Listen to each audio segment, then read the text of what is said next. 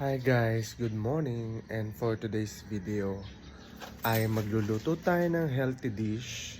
Kaya samahan nyo ako at pupunta tayo sa ating taniman or sa ating mini garden para maghanap ng ating mga ingredients na gagamitin natin sa ating healthy dish na lulutuin mamaya. Tara, samahan nyo ako guys, dali! Ang saya-saya nito! Ang saya-saya nito! Sige na, go, go, go! So ayan, papunta na tayo ngayon sa ating garden. Actually, konting lakad-lakad lang ay makakarating na tayo sa ating paroroonan.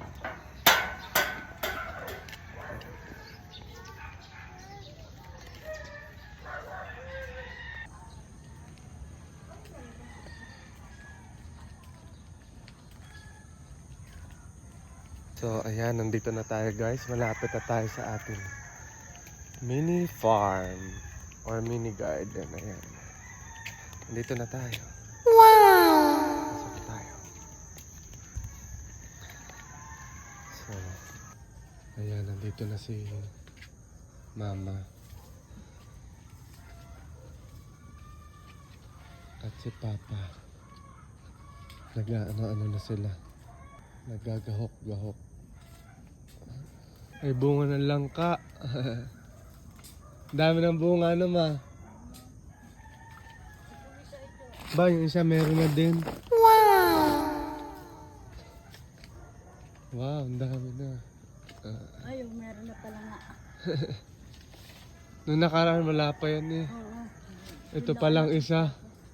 Ito ang hindi nabunga pa ano. Oo, yan. Baka naagawan. Hindi, baka bata pa siya.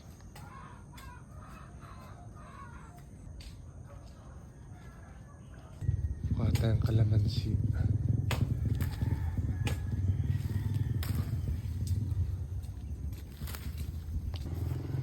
Ito nga yung ano. Natawag dito nga. Ano ba yung batungan? Batuan. Pwede daw rin pampaasim. Kaya nga. Ang dahon. Dahon ba o bunga? Sabi pati daw dahon eh. Testing ko nga.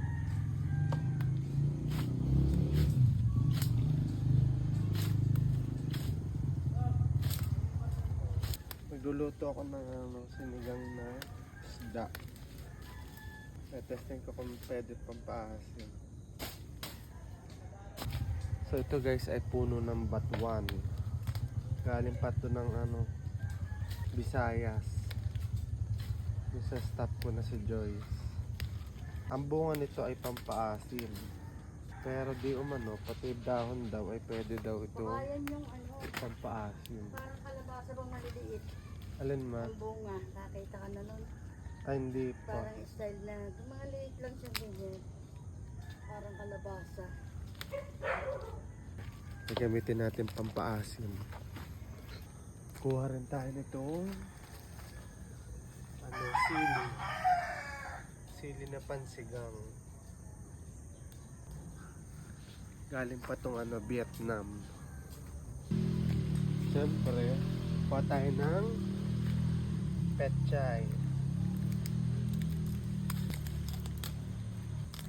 Ano natin lahat.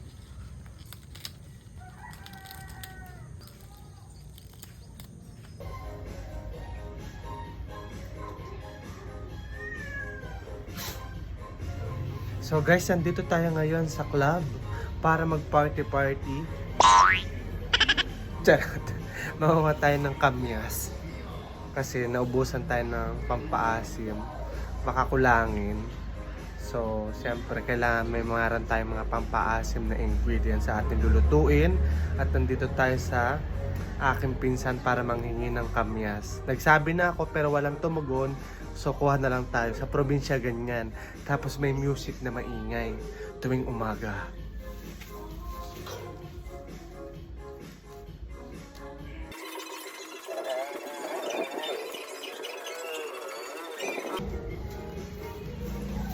So, ayan guys. Halos ubusin na natin yung bunga ng kamyas, di ba? Wala naman silang karapatang magalit. Ba't naman sila magagalit? Kamyas lang naman, di ba? Charot. So ngayon guys, ay kuha naman tayo ng ating mga kangkong Dito lang sa tapat ng aming bahay.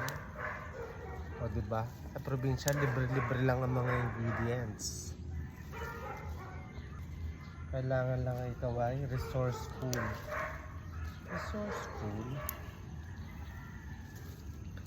Ano lang to, tumubo lang to dito sa tapat. Diba? Meron tayong libre kangkong. Magkano na rin ang kilo ng kangkong? Ay, kilo. Ang tali ng kangkong. Parang 20 pesos tapos konti lang.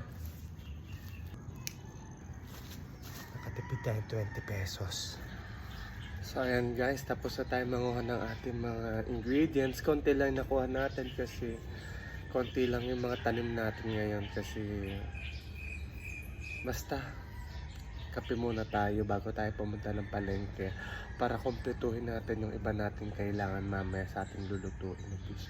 May hula na ba kayo kung anong lulutuin natin mamaya? May hula na kayo? Wala!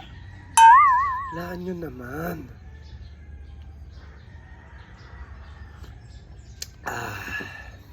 Okay, kape-kape muna tayo. Maaga pa para magluto. Saka wala pa nga tayong lulutuin.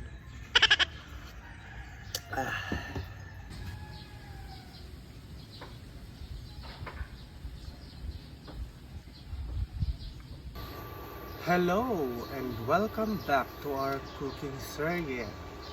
So for today's episode, magluluto na naman tayo ng another healthy dish. Wow! Meron tayo ditong sariwang blue marlin fish. So sinigang. So kanina nanguha tayo ng mga fresh ingredients. Nakakuha tayo sa ating taniman ng hindi pala natin taniman. Taniman ng kapitbahay. Kamyas. Ayan. Shout out Mami Unde. Thank you sa pakamyas.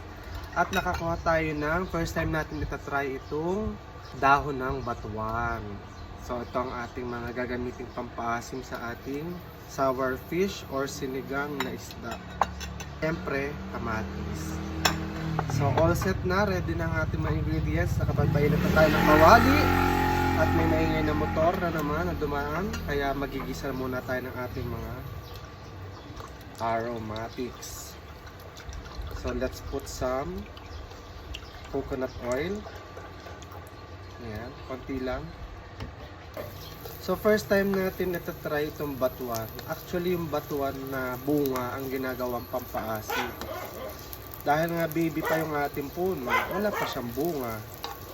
Pero sabi nila, yung daw dahon ng batuan ay pwede rin gamitin na pampaasim. According to Joyce, na staff ko sa Astrodil Salon. Shout out Joyce, salamat sa pagbigay ng aming batuan. Sana ilumaki na siya ng malusog at mamunga. Excited na kami. So yung batuan na try na namin na pampaasim sa mga sinigang. Masarap siya, konti lang na buto. Ang ilalagay mo talagang maasim na maasim siya. Gisahin lang natin ang ating luya. Sunod natin ang ating sibuyas. So usually pag sinigang pwede namang hindi igisa yung mga aromatics, pero gusto ko lang igisa ngayon kasi isda naman yung ating lulutuin. Saka nagpapainit na rin tayo ng mainit na tubig para dire-diretso na tayo. And then next na natin agad ang bawang. Ayan. Igisa lang natin maigi para talagang manuot ang mga dapat manuot. And then, sunod naman natin itong ating kamatis. So, gisahin lang din natin ang kamatis. So, itong ating kamatis, magbibigay din ng asin siyempre sa ating sinigang. So, shout out po kay Makatrilyo. Doon po natin binili ang ating isdang pangsigang na blue marlin. Fresh na fresh. Yan lang po yun sa may pure gold. Tapat ng pure gold sa Masin kay Makatrilyo. Doon tayo bumibili palagi ng isda. So gisa-gisahin lang natin itong ating mga aromatics. And then sabay na rin natin itong ating kamyas para talagang mga sim na siya. habang pinapakulo natin yung ating tubig. Hintayin lang natin na malanta itong ating mga nilagay na kamatis at kamias. So yan, medyo nalalanta na ang ating mga pampaasim. Ilagay na natin ngayon yung ating isda. Tapos lagyan natin ng konting paminta. Isisonan natin agad ng paminta saka konting salt para may lasa na rin yung ating fish. And then lagyan na natin ng tubig. So mainit na yung tubig natin guys kasi nagpakulo na tayo para mabilis ang mga kaganapan habang may asong aw-aw ng aw-aw. Baka naamoy niya yung niluluto natin. Nagugutom na siya. Takpan lang natin hanggang sa kumulo at mamaya pag kumulo na ay ilalagay na natin ang mga susunod na ingredients. So ayan guys, kumukulo na ang ating sabaw. Ngayon ay nahulog ang takip. So ngayon lalagay na natin ang ating dahon ng batuan. Ay, kinakabahan ako kung talagang aasin ba siya o baka pumait pa. Diyos ko naman, wag naman sana. First time lang natin gagawin itong pampaasin. So meron naman na tayo nilagay na kamyas at saka kamatis. Kaya for sure maaasim na itong ating sinigang na isda. And then ilagay na natin ang ating mga gulay. Sabay na natin ang ating labanos. Meron tayong okra. Siyempre, mas masarap pag madaming gulay, diba? And then, lagay na rin natin itong ating sili. So, hintayin lang natin na lumambot ang ating gulay. Mga 2 minutes. Ayan. Kayo, ano bang gusto ng mga pampaasim bukod sa sinigang mix? Siyempre, mas masarap pag ganitong all natural, healthy. All natural, walang halong chemical. At walang halong kaplastikan. Charot. Tikman nga natin ng konti. Maasim-masim na ba? Kung hindi siya umasim, di hindi.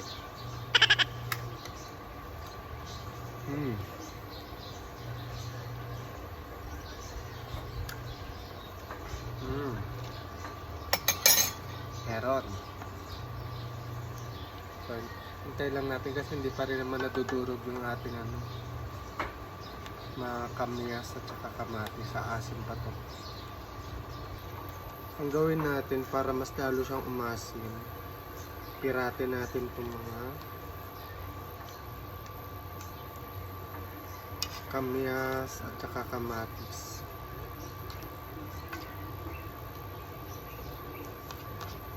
Pirat-piratin natin sila.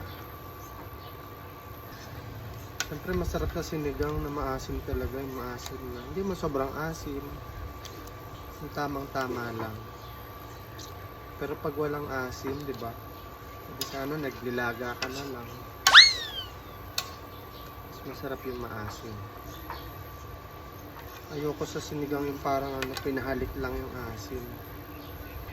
Tikman natin ulit kung okay yung asin.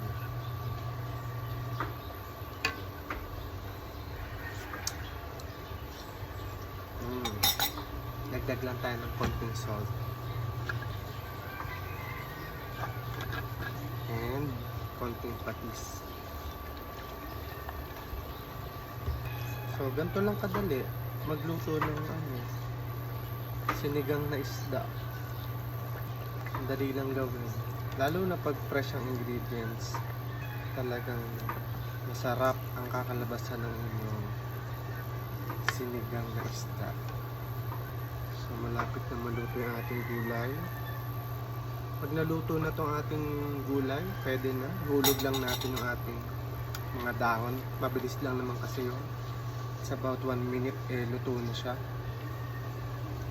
So wait lang natin medyo lumambot-lambot yung ating labanos tsaka okra.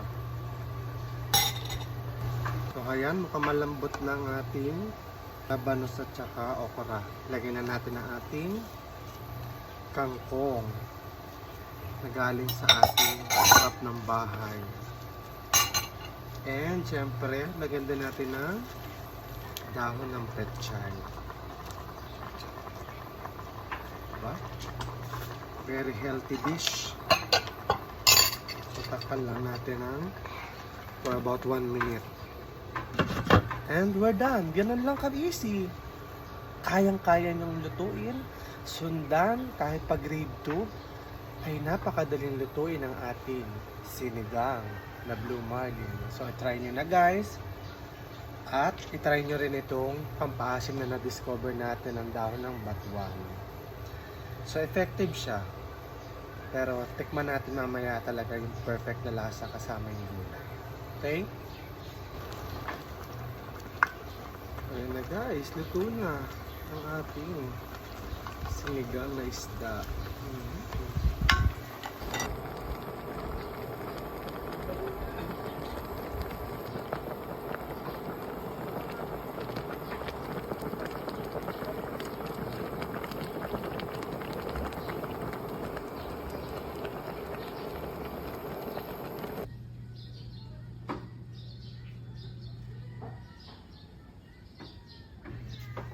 Kain tayo guys. Tikman natin yung sabaw.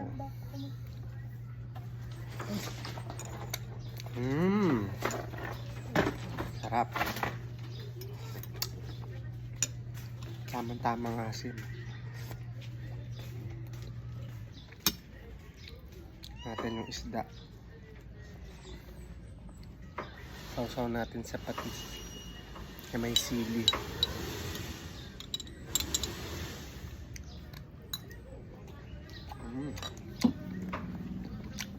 Sarap.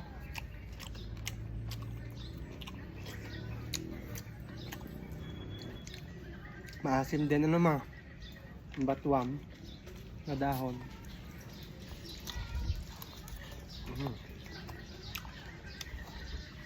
Itong kalampon. Ang manok ma. Ito na ma'am. Air fried na chicken. Salt and pepper lang.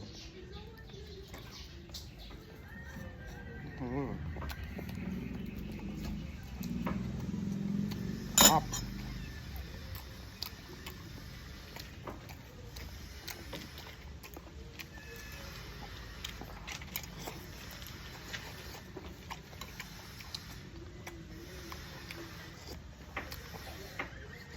Ba talaga lasa pag sariwa ang gulay at saka ang isda. Asim, nakain ko yung ano. Dahon.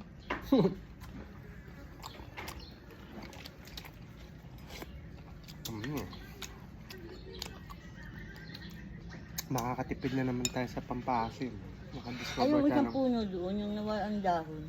Alin yun ma? Parehas lang kaya yun. Meron yung isang mataas na eh. Walang dahon. Batuan din? Ay baba? Yata.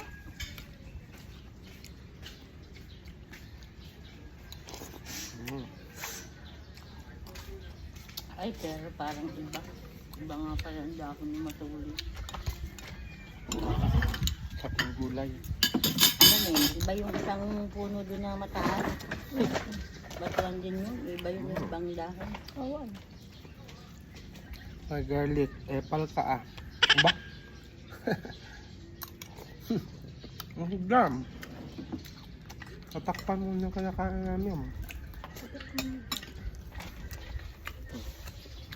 Mamaya, kakakain.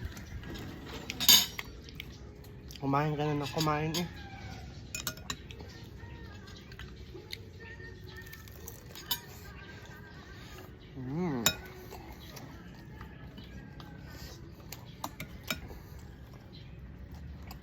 Laban ako, baka pumait dahil sa dahon ng batuan. Tanda. Sarap. Confirm, pwede siyang pampaasim.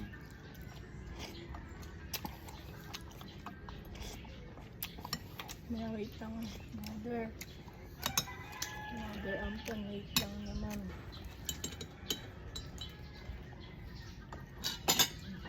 Sarap din siguro yung sa ginanga, ano. Yan nga daw. Pag medyo matanda na, yun daw. Nagtanda nga. Malagyan mo nga ako doon sa, gusto ko doon sa manin. Hmm. So, enjoy lang namin ang aming lunch. Hi. And thank you for watching. Kung nagustuhan nyo ang ating niluto, gayahin nyo na. Napakadali lang. Pag gusto nyo ng dahon ng batuan, punta lang kayo dito. Bibigyan ko kayo. Bye. Thank you.